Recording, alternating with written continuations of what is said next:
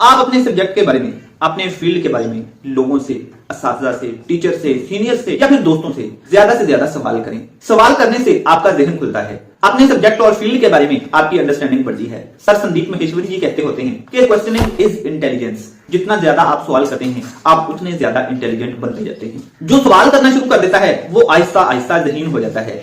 सवाल हर बंदा नहीं करता, सवाल कोई कोई करता है। सवाल हर किसी को आते भी नहीं है, ये किसी किसी को ही आते होते हैं। सवाल उसी को आते हैं जिसके अंदर तड़प होती है कुछ सीखने की, कुछ जानने की। जब आप इंटरेस्टेड होते हैं तो आप सवाल करते हैं। आपको शौक होता है तो आप सवाल करते हैं। शौक हो तो सवाल पैदा होता है। आप इंटरेस्टेड हो तो सवाल पैदा होता है। जब शौक नहीं होता, जब आप इंटरेस्टेड नहीं होते तो सवाल पैदा नहीं होता। आप सवाल नहीं पूछते। सवाल होंगे तो क्लियरेंस होगी, सवाल नहीं होंगे तो एम्बिग्विटी रहेगी। स्टूडेंट्स कहते हैं आज के पीरियड में मैंने फलां चीज सीखनी थी, लेकिन पीरियड का टाइम शुरू हुआ तो मुझे भूख लग गई, मैं खाना खाने चला गया।